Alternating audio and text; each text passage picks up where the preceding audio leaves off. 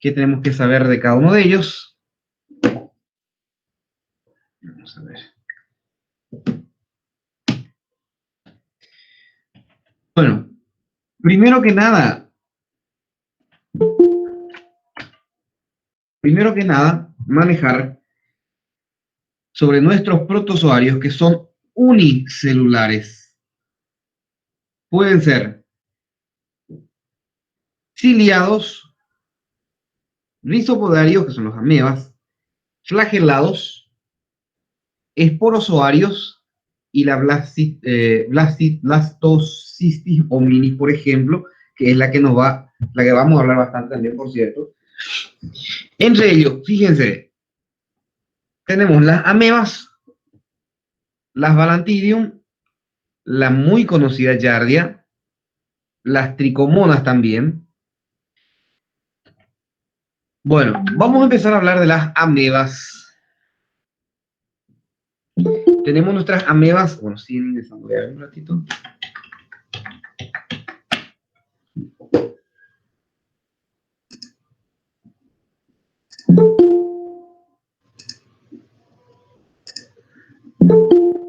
Ahí está.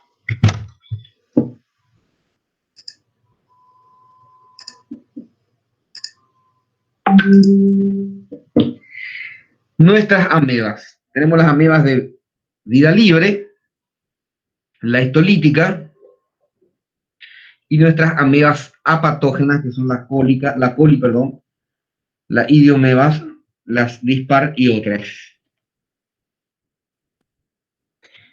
Nuestras amebas de vida libre son ubicuas en la naturaleza, son oportunistas, tienen una alta capacidad de producir enfermedad, afectan el sistema nervioso central, tienen una mortalidad mayor al 95%, y normalmente no tenemos un tratamiento que pueda ser efectivo para ellas.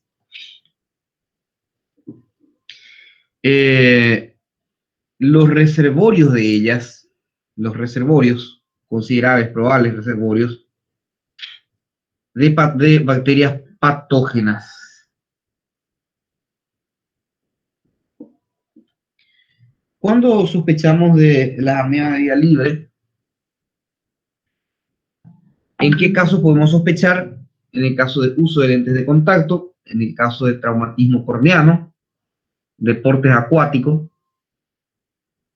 queratitis por acantamueva, todo ello nos pueden hacer sospechar. Entre ellos también el inmunocompromiso y contacto con un equipo médico dental, lugares contaminados, aguas contaminadas.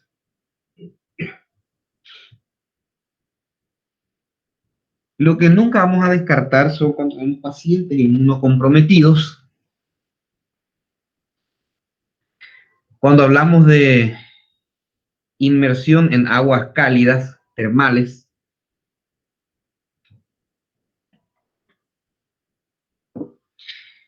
con relación a las amebas histolíticas, poseen pseudópodos, tenemos que saber que tienen un núcleo, poseen su núcleo, poseen una vacuola contráctil, también poseen algunas que son vacuolas alimenticias,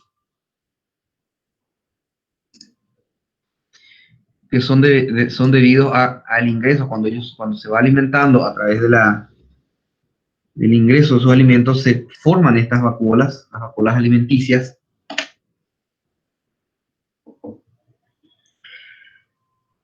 Se pueden transformar o convertir en quistes, los quistes de ameba histolítica, por ejemplo, como podemos ver aquí. Algunas de ellas en conformación de constitución trofozoítica. Fíjense en nuestras transformaciones. Trofozoito, los prequistes, el quiste inmaduro con un núcleo, los quistes inmaduros multinucleados, es decir, binucleados, y los tetranucleados. Ese es el esquema de enquistamiento cuando nuestra ameba histolítica posee un ambiente desfavorable. Cuando el ambiente no le favorece, se enquista. Y ahí podemos observar nuestras amebas de quista, nuestros quistes de amebas histolíticas transformado posterior a su estadio trofozoítico. Del estadio trofozoítico puede ir pasando a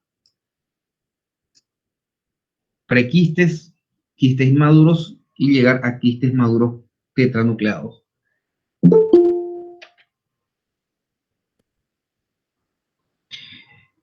Con relación al ciclo biológico de nuestras amebas histolíticas, se debe a la ingestión, si haber ingerido, a la ingestión de quistes. Se debe a la ingestión de quistes tetranucleados. Esa cubierta que posee,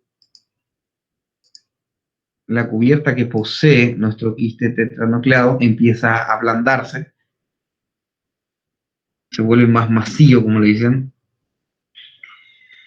para poder posteriormente dividirse y reproducir trofozoitos de número 8 promedio por cada uno, que irá migrando hacia la zona intestinal y posterior infección en su forma ameba y transferencia, si es que no es un ambiente favorable, conversión a quistes.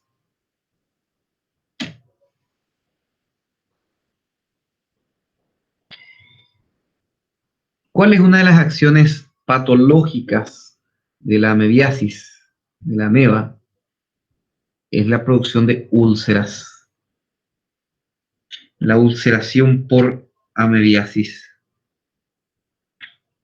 Nuestros tratamientos, como siempre les digo, no es para que ustedes ya lo vayan, o sea, no es para que ustedes lo sepan para la hora del examen, pero sí tienen que ir conociendo cuáles son las drogas, no es necesario que sepan el mecanismo de acción de la droga, la dosis, y nada, pero conocer las drogas por lo menos sí. El metronidazol, los imidazoles, que aquí, bueno, por mencionar algunos efectos adversos, el cambio del sabor que es prácticamente clásico del metronidazol, que 100% lo van a sentir, puede producir o pueden producir los denominados efectos disulfiram, que eso lo van a ir aprendiendo mejor en farmacología. Por eso es que no hay que ingerirlo, no hay que ingerir alcohol cuando uno utiliza estas drogas.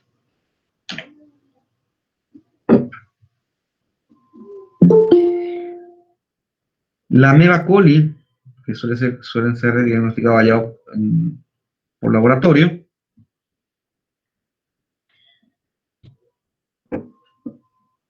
lo que hay que saber es que tenemos que siempre utilizar en estos casos los reconstituyentes intestinales.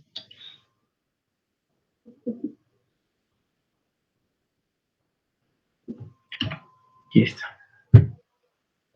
Nuestro Balantidium coli, que tiene una morfología trofozoítica y quística.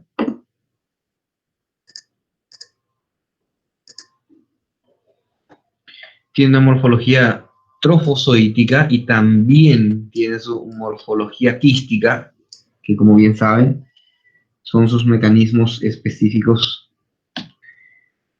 de protección. El ciclo, como siempre, la ingesta de nuestros quistes, la ingesta del quiste, que posteriormente se transforma en trofozoito, se divide, vuelve a enquistarse para volver a ser eliminado. El huésped definitivo del Balantidium es el cerdo.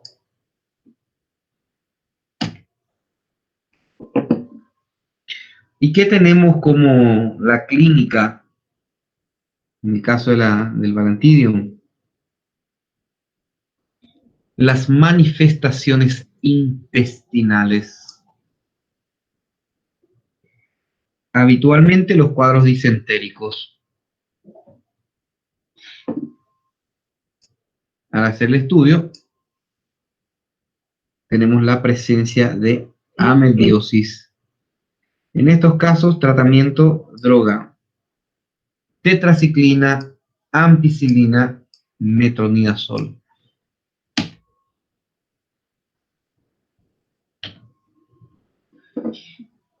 Nuestra Giardialandia, que tenemos en cantidades industriales, llamada también intestinalis o duodenalis, es un protozoo flagelado,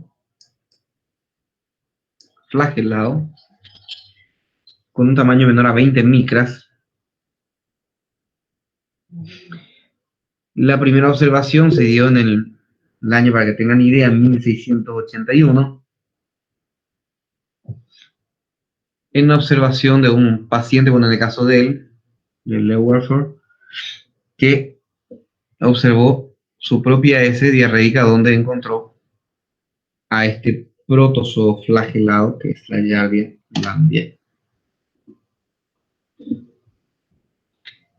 La prevalencia varía entre el 1% al 60% en regiones.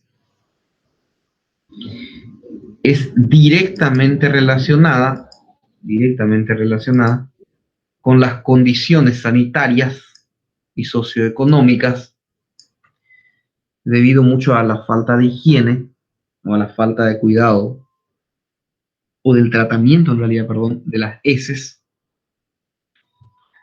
La Giardia tiene una distribución cosmopolita, es decir, se encuentra en todas partes del mundo,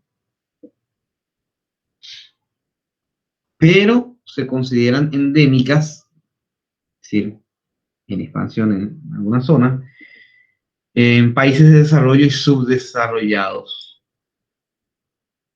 Mayormente se observa, y esto es debido a la reacción ante este protozoo, mayormente se observa en los niños. ¿Y a qué se debe?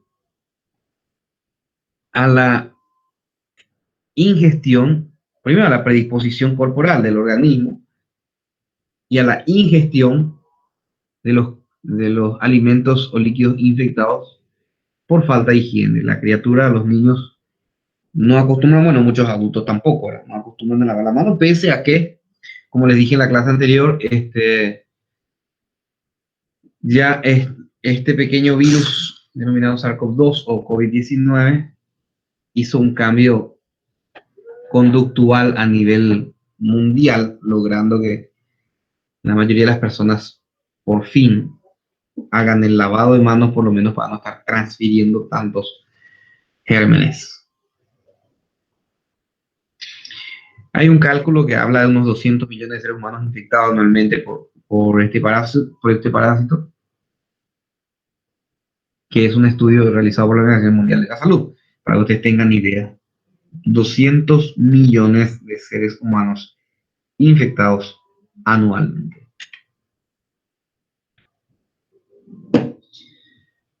Morfología. La forma vegetativa se alimenta y se reproduce.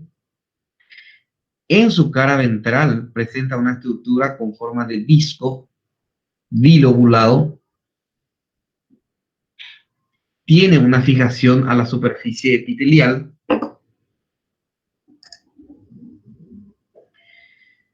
Su reproducción es por división binaria, longitudinal, con una capacidad de producción de millones de parásitos en muy poco tiempo.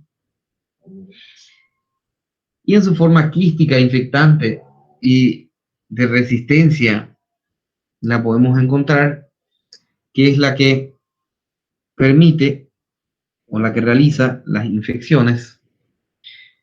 ¿Por qué le decimos su forma de resistencia? Porque con esa forma, en forma quística, puede subsistir hasta ser ingerido y hasta tener las condiciones necesarias para poder replicarse y subsistir.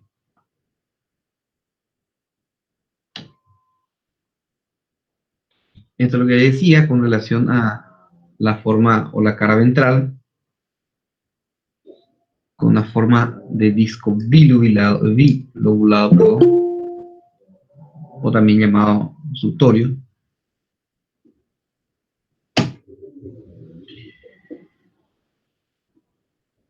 Puede ser, con relación al ciclo de vida, puede ser directo o monoxénico. Desde la ingesta hasta la retransmisión, obviamente en forma quística. La persona que la ingiere la reproduce, o dentro de ella se reproduce en realidad. Cuando la excreta, esto vuelve a contaminar, lo cual va a permitir el reingreso en el ser humano. Principalmente en cuanto a nuestro cuadro clínico, acción mecánica, las microvellosidades que hacen disminuyen esa superficie de exposición. ¿Por qué? Porque van engrosándose y dan aparición a alteraciones, deteriorando nuestro proceso absortivo, es decir, van disminuyendo la capacidad de absorción, y esto desemboca, recuerden, cuadro clínico para nosotros es súper importante, ¿ok? Y esto desemboca en diarreas esteatorreicas, que significa que impresionen que tengan un poco de grasa o aceite, como quieran llamarlo, porque eso es debido a la dificultad o al cambio para la absorción que se da debido a la acción mecánica que presenta, el daño por acción mecánica que presenta.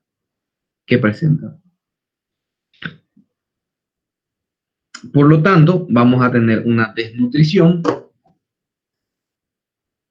No es para que se les antoje y digan, bueno, vamos a utilizar,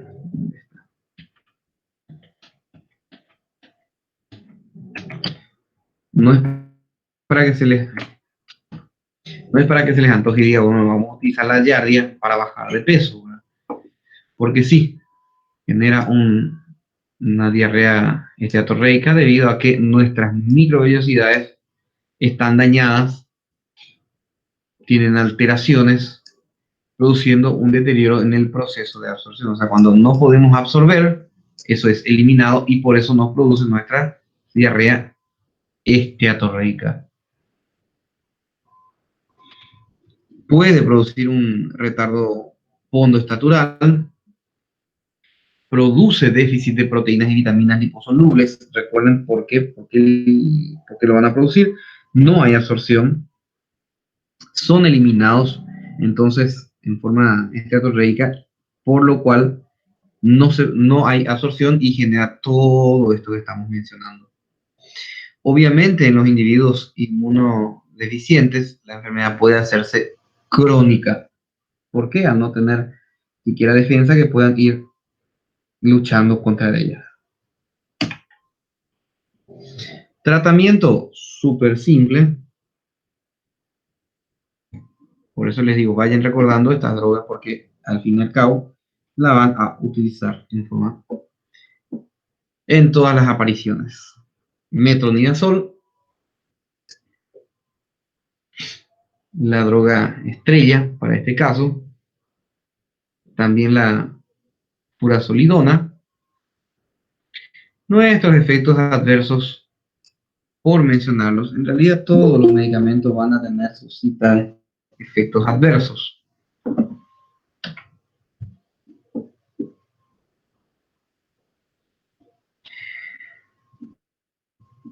Flagelados intestinales, la Chilomastic mesnili, todos tienen en este caso también su forma trofozoítica y su forma quística. Estos normalmente suelen ser más bien hallazgos laboratoriales.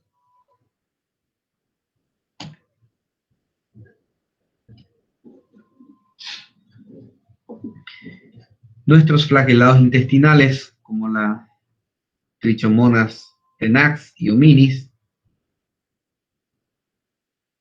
considerados parásitos apatógenos o comensales, también suelen ser de hallazgos laboratoriales y cuyo tratamiento suele ser mayormente sintomático. Y esto también, cuyos hallazgos laboratoriales también, si son bioquímicos, ustedes lo van a recordar, frecuentemente vemos nuestras muestras de orina contaminadas con tricomonas vaginalis, que son nuestros flagelados urogenitales. ¿Qué debemos de saber de ellas? Que son protozoos patógenos flagelados que va parasitando el tracto urogenital, tanto de hombres como de mujeres. Su reservorio, por eso es importante, su reservorio, el ser humano. ¿Dónde podemos encontrar? En vagina, uretra, próstata, epidídimo. Su necesidad de acidez, es decir, de un pH, pH, es de entre 5,5 y en la vagina entre 4 a 4,5. Morfológicamente tienen su aspecto trofozoítico únicamente y es un parásito que se encuentra dentro de los considerados de infección de transmisión sexual. Tiene una mayor prevalencia en mujeres entre los 16 a los 35 años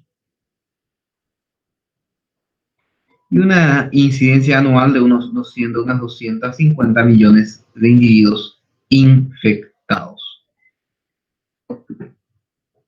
Detalle importante, es considerado una ITS, infección de transmisión sexual, ¿ok?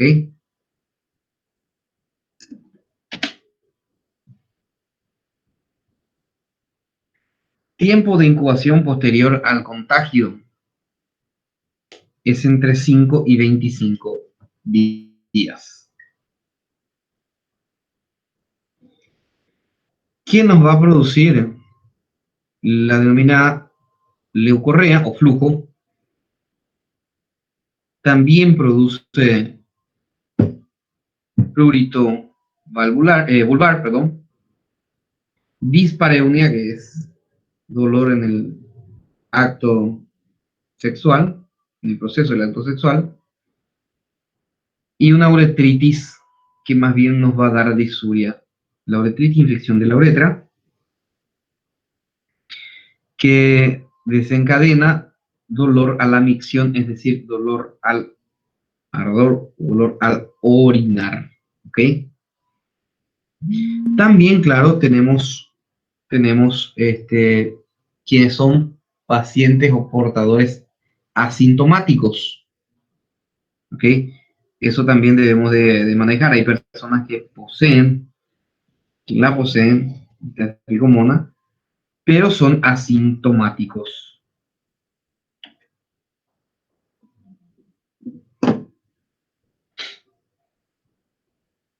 A las parejas sexuales, los tratamientos, debemos de saber que hay que darles metronidazol a 2 gramos en una toma única. Esto sí les puedo casi decir que lo deben de saber, porque lo van a usar y lo van a tratar en un 100% de posibilidad, o sea que 100% lo van a tratar. Metronidazol, 2 gramos en una sola toma. Sí les va, tiene efectos colaterales, sequedad de boca, etcétera, etcétera. Todo lo mencionado anteriormente. Pero al tomarlo en esta forma de 2 gramos, el efecto suele ser muy notorio. Entonces el paciente le va a decir que cambió el sabor de los alimentos, el alimento, lo que ingiere, tiene un sabor metálico, puede producir un poco de dolor de cabeza, de cefalea. Y tenemos obviamente nuestras situaciones especiales. Los niños, en donde lo que va a variar son nuestras dosis de 15 miligramos kilopeso día. Pero los adultos, sin temor alguno, mínimamente si presenta uno de estos síntomas y sospechamos de una o de una infección de transmisión sexual, más aún dependiendo del tiempo posterior a la exposición o al proceso del acto sexual entre 15 y 25 días, dar, es decir, que presente o leucorrea o prurito sería cosura, dispareunia, o en todo caso la uretritis, que sería ardor al orinar, poder administrar los 2 gramos. Normalmente el metronidazol, o sea, el metronidazol viene de 500 miligramos por pastilla, entonces tendría que tomar 4 pastillas para convertirla en 2 gramos. 500 miligramos cada una, en 2 son 1, en 4 son 2.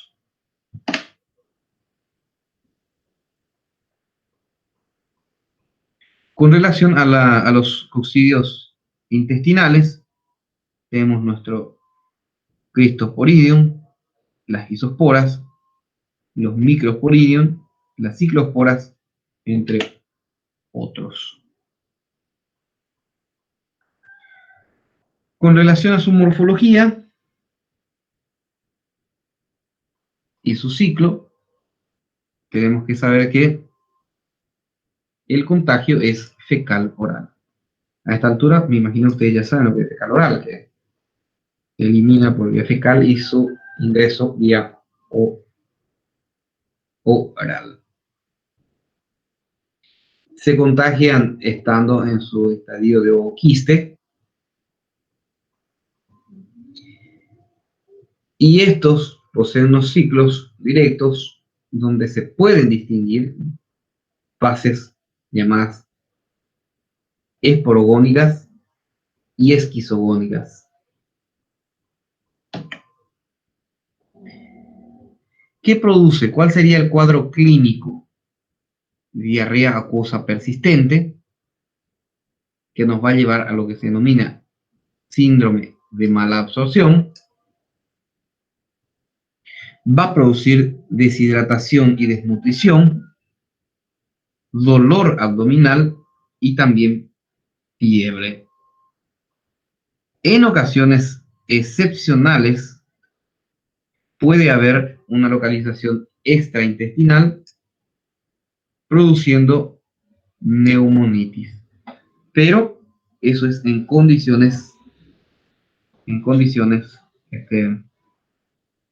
ocasiones extra que son excepcionales. En otros casos también, no menos frecuente, algunos pacientes pueden presentar un compromiso de las vías biliares.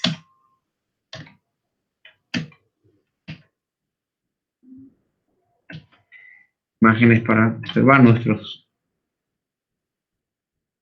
isosporas, nuestro Cristosporidium.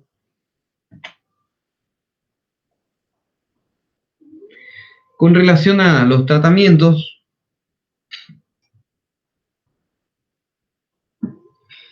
algunos pacientes lo tienen de por vida, debido a que no son totalmente eficaces algunos tratamientos, pero tenemos la utilización de macrólidos como la eritromicina, la claritromicina y la acitromicina.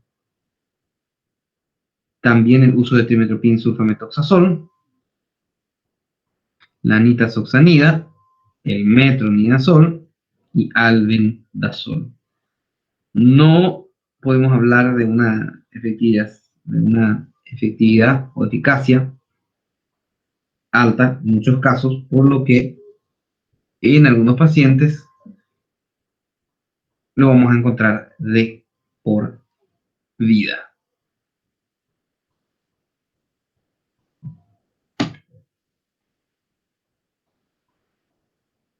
Blastocistitis hominis, que antiguamente era conocida como apatógeno, actualmente hoy requiere de tratamientos medicamentosos en algunos pacientes inmunocomprometidos, en los que utilizamos nuestro metronidazol o nuestra nitazoxamida. Bueno, esto con relación a los protozoos, parte final.